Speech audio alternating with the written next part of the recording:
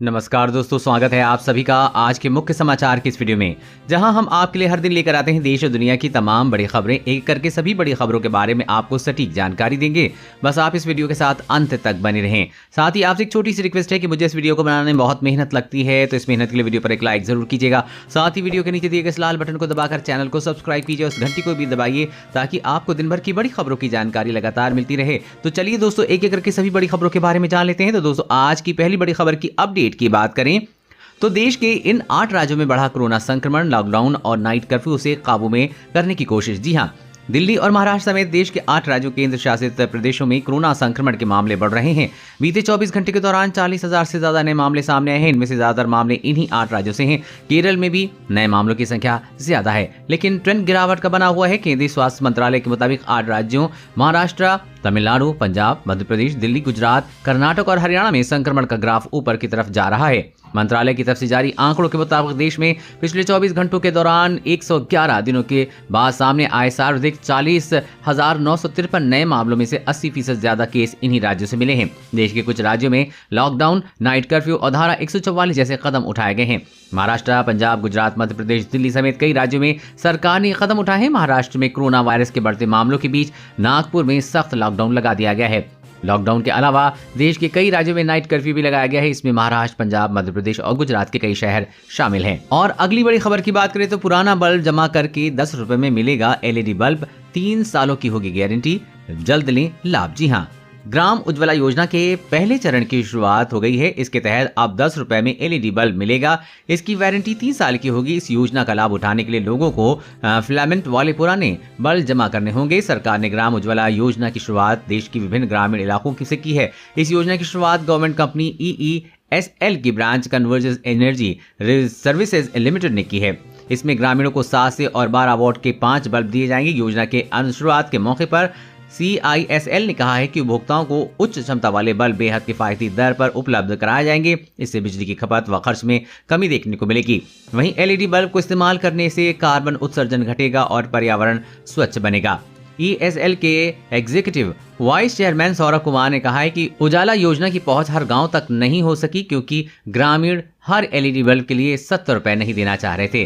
ग्राम उजाला योजना के तहत वे 10 रुपए में एलईडी बल्ब ले सकेंगे। और अगली बड़ी खबर की बात करें तो घरों में बंद रहकर मनानी पड़ सकती है होली। इन राज्यों में होगी सख्त पाबंदी। जी हाँ, राजस्थान में बढ़ते कोरोना संक्रमण को लेकर राज्य सरकार अलर्ट मोड पर है। राज्य सरकार ने धारा 144 की अवधि को बढ़ा दिया है। पूरे प्रदेश में धारा 144 अब 21 अप्रैल तक लागू रहेगी। वहीं उड़ीसा सरकार ने भी कहा है कि लोग सार्वजनिक जगहों पर होली नहीं मनाएंगे। कुछ दिनों में देश के कई राज्यों में कोरोना का संक्रमण तेजी से बढ़ा है। राजस्थान में भी पॉजिटिव केस बढ़े हैं। उन्होंने कहा है कि कोरोना की दूसरी लहर के कारण दुनिया के कई देशों और भारत के कई शहरों में तो फिर से लॉकडाउन लगाना पड़ा है। वहीं उड़ीसा, हरियाणा, मध्य प्रदेश, पंजाब सरकार ने भी होली को लेकर आदेश जारी किए हैं। सरकार ने कहा है कि 28 और 29 मार्च को होली पर सार्वजनिक जगहों पर समारोह आयोजित नहीं किए जाएंगे। लोग अपने घरों में परिवार के सदस्यों के साथ होली मनाएं। सरकार ने साफ कहा है कि सड़कों पर भी लोग होली नहीं मनाएंगे, वरना सख्त कार्रवाई की जाएगी। और अगली बड़ी खबर की बात करें तो दिल्ली, मुंबई समेत कई शहरों में महंगी हुई सब्जियां, नींबू 100 तो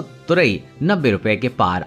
जाने आलू प्याज के दाम। जी हाँ, रसोई गैस की बढ़ती कीमतों के बाद अब हरी सब्जियों के बढ़ते दाम ने आम आदमी के लिए परेशानी खड़ी कर दी है। देश की राजधानी दिल्ली और आर्थिक शहर मुंबई में सब्जियों के बढ़ते दाम ने किचन का बजट खराब कर दिया है। जहां एक तरफ प्याज का दाम उतरने से लोगों को राहत मिल रही, वहीं अब हरी सब्जियों का चढ़ता भाव पानी फेर रहा है। लॉकडाउन की वजह से दाम में बढ़ोतरी और कोरोना के बीच महंगाई भी मुंबई और दिल्ली समेत कई शहरों के लोगों की तकलीफ बढ़ा दी है। पिछले 15 दिनों में फल सब्जियों के दाम में 35 से 50% का उछाल देखने को मिला है। आजादपुर मंडी से लेकर गाजीपुर मंडी तक हरी सब्जियों के दाम आसमान तक पहुंच गए हैं। यहाँ लहसुन और नींबू की कीमत 100 रुपए प्रति किलो तक पहुंच गई है। कई सब्जियों की कीमतों में भी उछाल देखने को मिला है। तुरई 90 रुपए किलो मिल रहा है तो करेला 70 रुपए किलो का भाव से बिक रहा है। समय से पहले गर्मी आने के कारण सब्जियों की कीमतों में इजाफा हुआ है। और अगली बड़ी खबर की बात करें तो फटाफट निपटा लें सभी जरूरी काम। 27 मार्च से 4 अप्रैल तक बंद रहेंगे बैंक, सिर्फ 2 दिन की होंगे काम। जी हाँ, अगर आपको आने वाले दिनों में बैंक के कामकाज निपटाने हैं तो इन्हें सिर्फ सप्ताह निपटा लें। इससे आपको ही सुविधा होगी, वरना आपको इसके लिए 3 अप्रैल तक का इंतजार करना होगा। कोरोना वायरस के समय में सुरक्षित सोशल डिस्टेंसिंग के नियम का पालन करना बेहद जरूरी है। इसलिए ग्राहकों को भारतीय रिजर्व बैंक यानी कि आरबीआई ने नेट बैंकिंग और मोबाइल बैंकिंग के जरिए अपनी बैंकिंग कार्य निपटाने की सलाह दी है। लेकिन अगर आपका कोई काम ब्रांच जाकर ही होगा तो उसे आप तुरंत पूरा करा लें। 27 मार्च से लेकर 4 अप्रैल 2021 के बीच बैंक सिर्फ 2 दिन ही खुले रहेंगे। और अगली बड़ी खबर की बात करें तो प्रधानमंत्री जन औषधि केंद्र खोलने वालों को अब 7 लाख रुपए देगी मोदी सरकार, ऐसे करें अप्लाई। जी हां, बीते दिनों पीएम मोदी ने जन औषधि दिवस के मौके पर देश में 7,500वें जन औषधि केंद्र को देश को समर्पित किया। पीएम मोदी ने साल भर के अंदर जन औषधि केंद्रों की संख्या को बढ़ाकर 10,000 पर पहुंचाने का लक्ष्य रखा है। पीएम मोदी ने जन औषधि दिवस के मौके पर इस स्कीम के लाभार्थियों से बात की थी। इस स्कीम के जरिए केंद्र सरकार लोगों को सस्ती दरों पर दवा उपलब्ध करा रही है। मोदी सरकार इसके जरिए देश के कई हिस्सों में प्रधानमंत्री जन औषधि केंद्र खोलने के लिए लोगों को प्रोत्साहित कर रही है। सबसे पहला ये जान लेते हैं कि अगर कोई व्यक्ति नया जन औषधि केंद्र खोलता है तो उसे किस तरह के फायदे होंगे। नया जन औषधि केंद्र खोलने वालों को मोदी सरकार 5 लाख रुपए तक का प्रोत्साहन राशि दे रही है। लेकिन अगर यही केंद्र किसी आकांक्षी जिले में खोला जाए तो 2 लाख रुपए और मिलेंगे, यानी कि इस स्थिति में प्रोत्साहन राशि 7 लाख रुपए होगी। अगर कोई महिला, विकलांग, अनुसूचित जाति या अनुसूचित जनजाति का व्यक्ति का जन औषधि केंद्र खोलता है तो उसे भी मोदी सरकार 7 लाख रुपए की प्रोत्साहन राशि देगी। कुछ समय पहले तक ये प्रोत्साहन राशि सिर्फ 2,50,000 रुपए थी। और अगली बड़ी खबर की बात करें तो महिला यात्रियों के खिलाफ अपराध पर ऐसे लगेगी लगाम, रेलवे ने जारी की गाइडलाइन। जी हां, भारतीय रेलवे ने ट्रेन के भीतर तथा यात्रा के दौरान महिलाओं के खिलाफ अपराध पर लगाम लगाने के लिए नए नियमों के तहत गाइडलाइंस जारी की है। इसमें एक्शन प्लान, सुरक्षा के कदम, सर्विलांस, पैसेंजर के लिए नोटिस तथा स्पेशल नियम शामिल हैं। रेल से प्रतिदिन 2 करोड़ से अधिक यात्री यात्रा करते हैं, जिससे कि 20% यानी कि लगभग 45 लाख महिलाएं सफर करती हैं। भारतीय रेलवे ने महिला यात्रियों की सुरक्षा के लिए सामूहिक रूप से प्रयास करने और रेलवे में महिलाओं के खिलाफ अत्याचार को कम करने के लिए जो कदम उठाने का फैसला किया है। रेलवे ने एजुकेशन प्लान के 2 हिस्सों में बांटा है। शॉर्ट टर्म प्लान में संदिग्धों पर नजर रखना, ड्यूटी ऑफिसर के नियमित राउंड्स आदि शामिल है, जबकि लॉन्ग टर्म प्लान में इंफ्रास्ट्रक्चर में सुधार, सीसीटीवी कैमरे के इंस्टॉलेशन, लाइट मास्क शामिल हैं। साथ ही संदिग्ध जगहों, पार्किंग प्लेटफॉर्म में, अंत में yard, car shed, maintenance depot जैसी अंधेरी जगहों पर लाइटिंग की व्यवस्था की जानी चाहिए। वहीं प्लेटफॉर्म, यार्ड के रेलवे स्टेशन के नजदीक कोई भी खाली या निर्माणाधीन इमारत हो तो उसे गिरा दिया जाना चाहिए अथवा ड्यूटी इंस्पेक्टर को यहां राउंड लगाना चाहिए। रेलवे परिसर में अनाधिकृत प्रवेश पर पाबंदी होनी चाहिए। स्टेशन के आसपास के इलाकों में कोई संदिग्ध व्यक्ति दिखाई दे तो उसे पूछताछ की जानी चाहिए। साथ ही आरपीएफ को छेड़खानी की घटनाओं के खिलाफ सख्त कार्रवाई करनी होगी। वहीं महिलाओं को आगे आकर शिकायत दर्ज कराने के लिए प्रेरित किया जाना चाहिए। ट्रेन के भीतर टॉयलेट के आसपास भीड़ इकट्ठा होने से रोकनी चाहिए। सभी इमरजेंसी नंबर ट्रेन के टिकट के पीछे लिखे होने चाहिए और रेलवे के द्वारा इनका प्रचार प्रसार भी किया जाना चाहिए। और अगली बड़ी खबर की बात करें तो इस ऐप से भारत में किसी कोने में ले जा सकते हैं राशन मेरा राशन ऐप लॉन्च। जी हां, भारत सरकार की नई योजना one nation one ration card के तहत लोग अब देश के किसी भी जगह से अपना राशन ले सकते हैं।